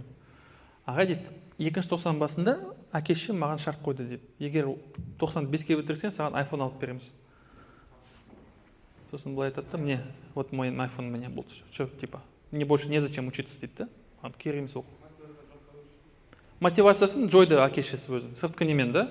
Вот, осында немен. Бір нәрсені алу үшін мен жасаймын бұны. Какой-то бір взамен что-то взять. Үшінші деңгей бұған ұқсайды, үшінші деңгей мен бұны не үшін жасаймын?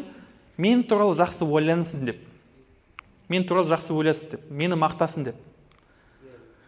Екіге ұқсайды кішкене, бірақ мына жерде нематериальный бір марапат бар да. И қазіргі жағдайда, қазіргі вот 2024 теміз, да, осы күндерде қазір кішкене кең жайылған бұл мәселе. Популизм. Бәрі өзін не деп көрсетеді, супер человек, мен сияқты сендер тоже күшті боласыңдар, ана мына мен мынандай, мен мынандай, мен осындаймын, мен деп жүреді.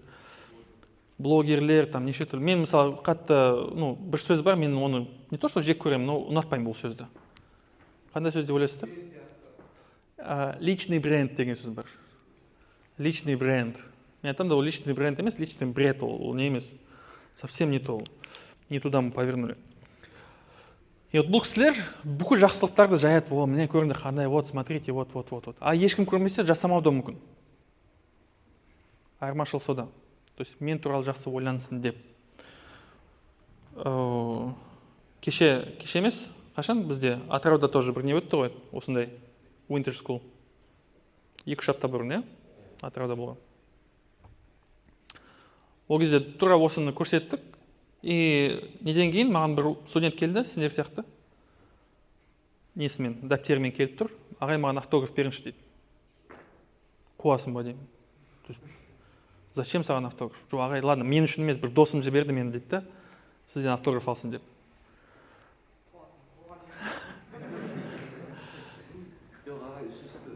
Сосын аттым, досының аты кім? Осындай аты, там, Ержан ба кім, не помню. Сосын жаздым, Ержан, ешкімнен автограф алушы болма дедім. Не надо, зачем саған біреудің автографы? То есть, не емес та, ол ешқандай көмегі болмайды ертең автографтың. Вот. Или там біреумен фотоға түсу деген. Ағай, сізбен суретке түссем бола ма? Зачем деймін да, сначала сұраймын. Да? Не знаю. Жоқ, түсуге қарсы емес, маған просто неге деген сұраққа жауап керек та, все равно. Ладно, келесі деңгей, следующий. Чуть-чуть ол кішкене андай нейтральный. Мына үшеуі кішкене төмен болса, төртіншісі кішкене андай орташа нейтральный. Мен бұны не үшін жасаймын? Себебі бұл сонда ереже. То есть, потому что так надо деген сөз. Кішкене бір жауапкершілік бар, бір түсінік бар, заңға бағыну бар, ережелерге бағыну бар. Такой, ну, так надо. То есть, почему бы нет? Мен неге қызылға өтпеймін? Сонда ереже бар, да? То есть, мен неге, вот жаңағыдай, камера болмаса да, ауылдық жерде, айдалада болса да, двойная сплошная болса, мен оны өтпеймін. Мен лучше лишний 10 километр жүріп, ана жақта айналамын. Маған достарым айтады, былай өте салмайсың ба? Өте салмаймын деймін. Да, өте алмаймын, білмеймін, ол ереже ол. Но бірақ ережеге бағынып, қандай ереженің не үшін бар екенін түсінуіміз керек. Вот сол маңызды. Просто жай ғана ережеге бағынатын адам емес, қай ереже не үшін бар екенін түсінуіміз керек. Сол кезде уже андай рационально ойланып біз жүре аламыз. Мысалы, жаңағыда көлікті айдап, мен неге қызылға тоқтаймын? Сергектен қорқып па? Жоқ. Маған ол үшін біреу бір нәрсе бере ма? Жоқ. Мені біреу мақтайды ма? Жоқ. Бірақ мақтаса жақсы болар еді негізінде. Но потому что онда ереже бар, да? А почему онда ереже бар? Қызыл болса, ана жақта жасыл бар, қауіпсіздік үшін, солай ғой? И мұны былай тексеруге болады. Ертең мына ереже, давайте былай болса. Ертеңде бір заң шығады, бүгіннен бастап қызылға өту, типа, өзіне қалдырады, как хочешь. Хочешь тоқта, хочешь тоқтама. Тоқтаймыз ба қызылды? Тоқтаймыз. Потому біз ол ереже не үшін бар екенін түсінеміз. Понимаете разницу? Давайте басқа бір нәрсе айтайын. Мен өзім ұлдар лицейінде оқыдым, Ақтөбеде КТЛ-да оқыдым. И біздің кезімізде ұлдар арасында бір не бар еді, андай жерге түкіру деген мода бар еді. Қазір бар ма, жоқ па білмеймін. Мода. Жерге түкіру. Насыбай бар ма, жоқ па, бәрібір. Тұрамыз да әңгімелесіп, кеше футбол көрдім ба, жақсы ма, қалай болды, неше там, Рональдиньо күшті ойнады деп жаңа. Бәрі түкіреді просто так жаңа, түкіре салады жерге. Сондай бір привычка. Біздің бір апайымыз болған, әдеп сабағынан беретін, Маруа апай, марқұм. Әдеп сабағы бізде ең скучный сабақ еді. Ұйықтайтын сабақ. Кәдімгідей ана подушканы алып баратынбыз жатақханадан. Сол апайдың сабағына. Қазір опять әдеп туралы айтады деп, құндылық там, анау-мынау. Ұйықтатады апай. Апай осыны көрді. По идее, ереже бар мектепте. Ну, не то, что ереже, рұқсат, біреу көрсе. Даже мектеп ішінде түкіретінбіз. Алдағына емес. Классқа кіресің, класста нелер түкірте жатыр.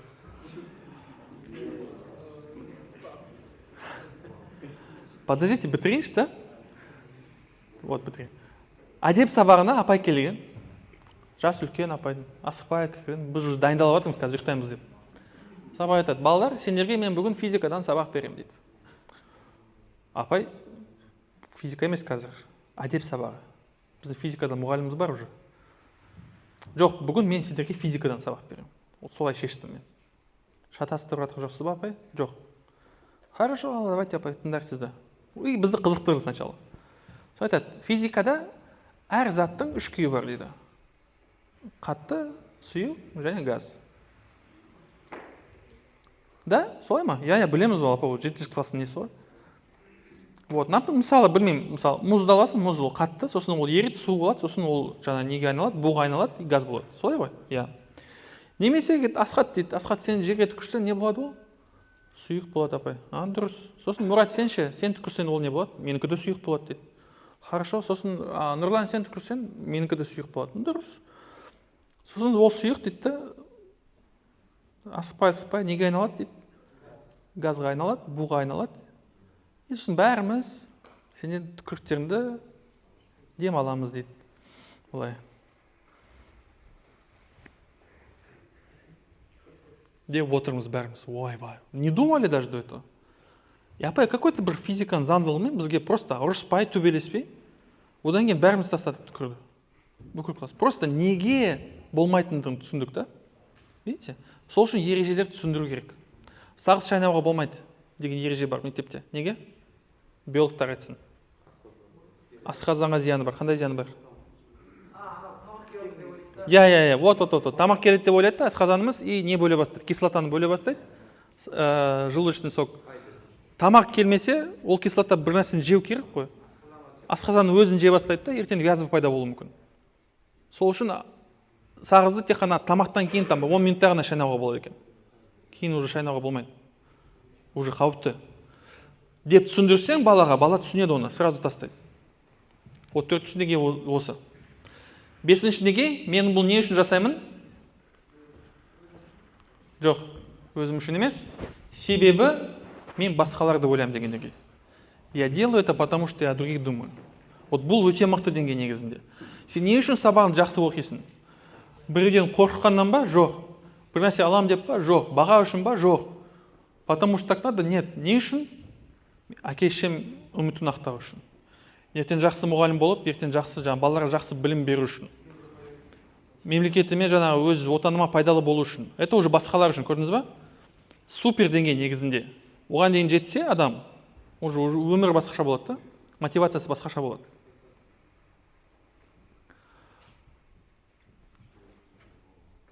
Геройларыңыз, таңдаған геройларыңыз, скорее всего, как минимум 5-ші деңгейде олар. Тоже басқалар үшін жасайды бір нәрсені.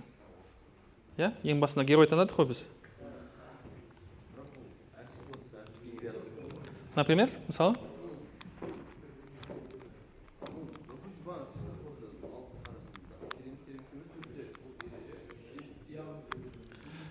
Дұрыс. По ситуации өзгеруі мүмкін.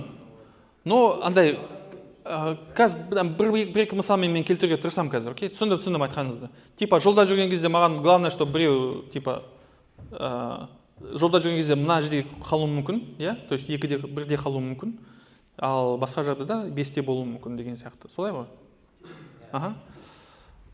5-ші деңгейдегі адам киноға барса, кешікпеуге тырысады, кинотеатрға. Кешіксе де өз орнын фонарик қосып іздемейді. Телефонын өшіреді. Дыбысын ғана емес, полностью өшіреді. Өзіне де не болмасын, басқаларға да мазасын алмасын деп. То есть постоянно сондай бір оймен жүреді. Типа мен ғана емеспін, мен бір қоғамның мүшесімін. Сағыз туралы әңгіме айттық қой балаларға. Соны түсінген бала сағызын тастап, неге парктың астынан жабыстырмайды. Ол неге тастайды? Потому что бұл паркта менікі ғана емес, біледі. Туалет қолданған кейін туалет тап-таза қылып тастайды өзінен кейін. Себебі бұл туалет менікі ғана емес. Деген сияқты. Сондай оймен жүреді всегда. Өте керемет нәрсе. Европаға барып келгендеріңіз бар ма? Барсаңыздар көресіздер, мүмкіндік туса барыңыздар. Осыны сезесіз да, көп жерде сіз үшін, бір көшені тазалау, көше не үшін таза? Бір-бірін ойлайды адамдар. Аннан біреу тазаласын деп ойламайды. Бір нәрсе болса, оны түзетуге тырысады адамдар. А бізде не? Анау тазалау керек, мынау неге таза? Акимат қайда қарап жүр, типа, постоянно біреулер кінәлап жүреміз. Жағдай түзетпей. Бұл 5-ші деңгей, окей. Бұдан жоғарғысы не болуы мүмкін? Өзім үшін болса, опять 1 мен 2-ге түсуіміз мүмкін. Өзім үшін.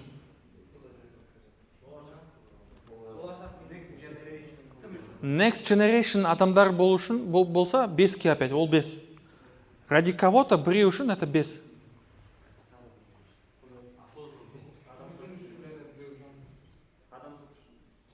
Адамзат үшін ол 5.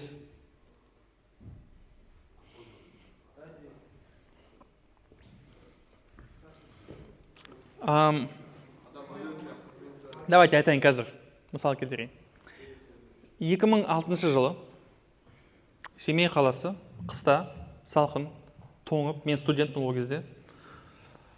Қарным аш, ақшам аз. В общем, соңғы ақшамда барып, какой-то бір дүкен бар, ішінде кулинария бар. Соған кірдім. Еще жылынам деп кішкене. Семейде қыстар қатты суық болады. Минус 52-ге дейін көрдім мен Семейде. Сосын соңғы ақшаға не алдым? Бір учпучмак. Не екен білесіздер ме? Типа анда самса сияқты. Учпучмак. Самса бір ішінде палау, қысқашасы. Ішінде палау бар самса. Учпучмак. И бір 0,5 фанта. Әлі есімде. Осы екеуін алдым, қарным аш, сразу аштым, сразу жей бастадым. Жеп тұрсам, есіктің үстінде бір файлдың ішінде А4 тұр, принтерден шыққан. Ол кезде әлі не жоқ, ВК деген нәрселер жоқ. Какой-то сол магазин иесі интернеттен бір нені тауып алып, соны печать қылып шығарды, бір цитата. Үлкен бір адамның сөзі. Қандай сөз? Мынадай сөз. Человек, орысша жазылған, человек никогда не должен делать ничего постыдного не только в присутствии других, но и наедине с самим собой. Потому что в первую очередь человек должен уважать самого себя. Дейді. Автор Пифагор. Енді аударудың қажеті жоқ, Мен ана жақта тұрып қалдым кәдімгідей. Я стою, ойланып там. Как будто анда матрицадан шыққандай болдым мен. Серьезно. Бүкіл өмірім болды, короче. Мен тұрмын аны жеп. Ойланып тұрмын. Ох, ничего себе, мынау не деген сөз мынау.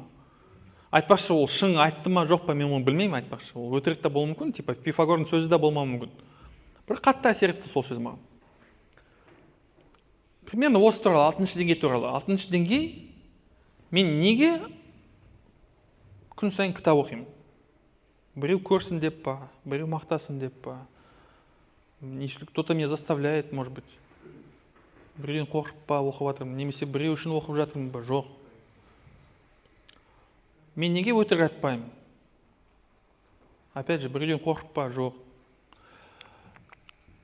6-шы деңгей, я это делаю, потому что это я деген сөз. Себебі бұл менмін. Мен үшін емес. Бұл менмін. То есть, егер мен ертең өтірік айтатын болсам, мен емеспін уже деген сөз бұл. Да, мен емеспін деген сөз. Бұны былай айтады да, типа, ағылшыншасы moral compass дейді. То есть, әр адамның жеке принциптері болады ғой? Жеке нелер андай. Ұстанымдары. Вот четкий такой. То есть, жақсы, жаман екен ажыраталатын, жақсылықты істейтін, жамандықтан тиятын деген сияқты. И бұл кісі ол біреу үшін емес, біреу там ұшпасын деп емес. Он просто делает, потому что это он. Вот настоящий геройлар негізі сондай. Он біреу үшін жасамайды оны. Убить пересмешника деген кітапты оқығандар бар ма? Екі кісі ма? Серьезно, қол көтеріңдерші. Убить пересмешника деген кітапты оқығандар. Екеу ғана ма? Супер. Жоқ, супер, не үшін супер деп жатырмын? Оқымағандар көп екен әлі. Убить пересмешника, ол әлемде адамның өміріне әсер ететін кітаптардың арасында екінші орында. Бірінші орында ол киелі кітаптар, жаңа Библия, Құран, Тора деген сияқты кітаптар, киелі кітаптар. Екінші орында сол кітап тұр екен рейтингтарда. Именно адамның өміріне әсер еткен кітаптардың арасында. Кітап не туралы?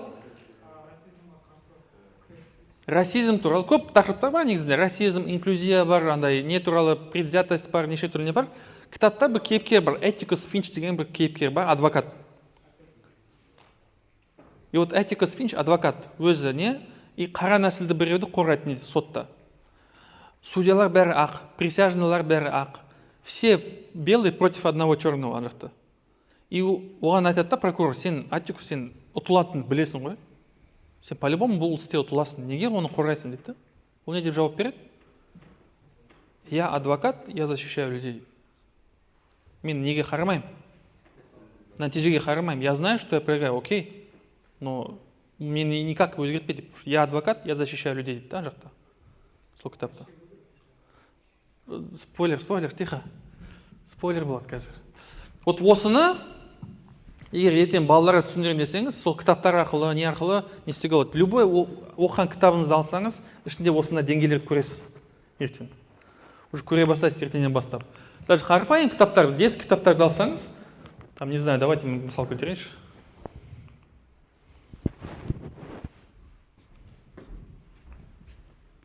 На.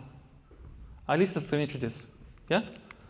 Алиса жаңағы ненің королеваның бақшасына барады, қараса, мына солдаттар ақ гүлдерді қызылға бояп тұр. Сұрайды сосын, неге істейсіңдер? Әп-әдемі ақ гүлдерді бояп. Олар не дейді? Королева бізге қызыл гүл өсірсін деп приказ берді. Біз ектік, ақ гүл шықты. Қазір бұны көрсе басымды шап тастайды. Қандай деңгей? Бірінші. То есть не үшін бұны жасайды? Жазадан қашу үшін. Чтобы не наказали. Ну, давайте басқа біріне. Марк Твен, Том Сойер, кім оқыды? Том Сойерді кім оқыды? Блин, вообще кітап оқымаған екенсіздер. Так, қалай сөйлесе, мен сендірмейді. Кім сияқты бек бола сияқты. Том Сойерда екінші чаптер. Том Сойердің тәтесі, тетя Поли, құлағынан ұстайды да, ей, иттің баласы, давай қағып жүрме, жүр, давай какой-то бір пайдаң тесің, бар ана нені боя дейді, заборды боя. Деп бір береді, несін береді, краскасын береді, жібереді бояуға. Том барады. Қандай деңгейме барады? бір, да, таяқ жемеу үшін барады да бояйды. Недовольный. Но Том өте ақылды бала. Екінші бала келеді, сұрайды, Том, не істеп жатсың дейді. Айтпайды дейді. Иди, не мешай дейді да. Что там, Том, не істеп жатсың сен? Бұл өте маңызды жұмыс дейді, сен бұны істей алмайсың все равно. Деп бояйды. Берші дейді, істеп көрейінші. Жоқ, бұл өте андай ответственный жұмыс. Ана забордың ар жағы болса, еще может берер едім дейді саған. Бірақ мына жағы көшеге қарайды, саған точно бере алмаймын. Мен ғана істей аламын бұны дейді да. И бала уже жалынады, пожалуйста, берші, мен істеп көрейінші дейді, мен де істей аламын. Баланың қандай деңгейі ойнап тұр мына жерде? Марапат алу, жоқ, марапат алу емес. Үшінші деңгей, мені мақтасын деп, мен де істей аламын деп. Үшінші деңгей, мен де істей аламын деген деңгей. Үшінші, и бұны Том біледі. Бірінші не істейді, не знаю, ну, білмеймін, нет, істей алмайсың сен дейді да. Пожалуйста, мен саған алма бір нәрсе береді соған. Типа, мен саған алманы беремін, сен маған берші, пожалуйста, бояй тұрайыншы кішкене. Жарайды, ладно дейді да, алады алмасын. И ана бала потом уже беріліп, ох, кайф алып бояп тұр, міне қараш деп. Екінші бала келеді, еще один, не істеп жатсыңдар деп сұрайды сосын. И біраздан кейін Том жатады, и мына жақта бір очередь бар балаларда. Әр бала еще Томға төлейді. Кезекке тұру үшін Томға төлейді, несін бояу үшін. И ол жерде жазады, Марк Твен автор. Том уже ол кезде дейді да, заманауи экономиканы кейбір жерлерін түсіне бастады дейді да, сол кезде. Адамдардың несін біледі да, деңгейлерін қалай манипуляция жасауға болады деңгеймен. Өте қызық. Соңғы бір нені айтайын, и все. Соңғы бір кейсті. Бұл жерде менде жоқ, кажется, ол. Жоқ. Томның бір досы болды. Геккельбери Финн деген. Ол туралы бөлек кітап бар. Геккельбери Финн, ну, контекст үшін айтайыншы. Том Сойер, Геккельбери Финн бұл кітаптар қашан жазылды? Жаңағы Америкада расизм ресми деңгейде заңды болған кезде. 60-шы жылдар, это жаңағы қара нәсілді адам болсаң, сенің праваларың жоқ деген сөз. Сонда кездер туралы еще. И ол кезде церковьта үйрететін балаларға, кішкентай балалар церковьта үйрететін. Құдай қараларды ақтарға қызмет етсін деп жаратты. Деп үйретеді екен. Соны кітапта жазады. Геккельбери Финн бізге солай үйретеді дейді да. Егер сен қарамен дос болсаң, сен қара адамға көмектессең, тозаққа барасың деп айтады ана жақта. Солай үйретеді. Представьте, сондай жағдайда. Геккельбери Финн өзі ақ нәсілді бала. Геккельбери Финн жергілікті алқаштың баласы. Сол үшін оны ешкім менсінбейді. Типа, алқаштың баласы деп не істемейді. Адам ретінде көрмейді ол баланы. И бір күні ол бүкіл ауылына ренжиді. Барады да, типа, как будто андай өзенге батқандай көрсетеді да, өзі қашады. Қашқан кезде онымен бірге бір не қашады? Құл, қара, Джим деген. Бірге қашады олар. Бірге қашады, біреу екеуде неге бір аралда өмір сүреді сосын. Балық аулап, не жасап, бір үй жасайды, там какой-то бір не жасайды. Екеуі өмір сүреді, дос болып. И бір күні Геккельбери Финн ойланады. И сол кітапта күшті бір жер бар да, өте анда керемет жер. Геккельбери Финн өз-өзімен монолог арқылы, өз-өзімен диалог дейміз ба, білмеймін. Өз-өзін бірінші дегеннен неге дейін көтереді, 6-ға дейін. Бұл айтады да, так, мен Джиммен доспын дейді, мен оған қазір көмектесіп жүрмін дейді. Бірақ мен оған көмектесе берсем, мен ертең тозаққа барам дейді. Бізге солай үйретті ғой. А мен тозаққа барым келмейді. Это бірінші деңгей, да? Тозаққа барым келмейді дейді. Сол үшін мен барып дейді, ауылға қайтып, Джимнің қайда екенін айтайын дейді ауылдағыларға, іздеп жатқан адамдарға. Типа, сатып жіберейін оны. Деп уже ауылға қарай бара бастайды. Сосын ойланады, так, плюс дейді да, мен қазір оны сатсам, маған медаль беру мүмкін дейді. Ол үшін. Грамота береді дейді маған. Это қандай деңгей? Екінші деңгей, марапат үшін, Сосын мені, может быть, уже алқаштың баласы емес, может, мені уже құрметтей бастайды одан кейін. Үшінші деңгей. Сосын айтады, ну, в принципе, дұрыс қой жасап жатқан, потому что бізге солай үйретті ғой дейді да, осылай жасау керек. Төртінші деңгей. Сосын ойланып, подождите дейді да, бірақ мен қашқан кезде ол маған көмектесті ғой. Мен де оған көмектесуім керек дейді да. Бесінші деңгей көтерілді, типа. Потом айтады, ол маған көмектессе, мен оған көмектессем, значит, біз доспыз ғой дейді да. Доспыз. А мен Геккельбери Финн достарымды ешқашан сатпаймын дейді. дейді да бұрылады и сосын қайтадан барады джемгің қасына. То есть мен Геккельберри Финн ешқашан достарымды сатпаймын, қандай болса да. Какой-то бір диалогтың ішінде өз-өзін істейді, көтереді. Супер бір мысал. Сол үшін кітаптарды оқысаңыз, ертең көресіз сондай нелерді. Окей? Болды. Мен болдым, көп рахмет. Сұрақтар болса да қазір не болмайды, уақыт болмайды. Сағадат аға келсін қазір біраздан кейін.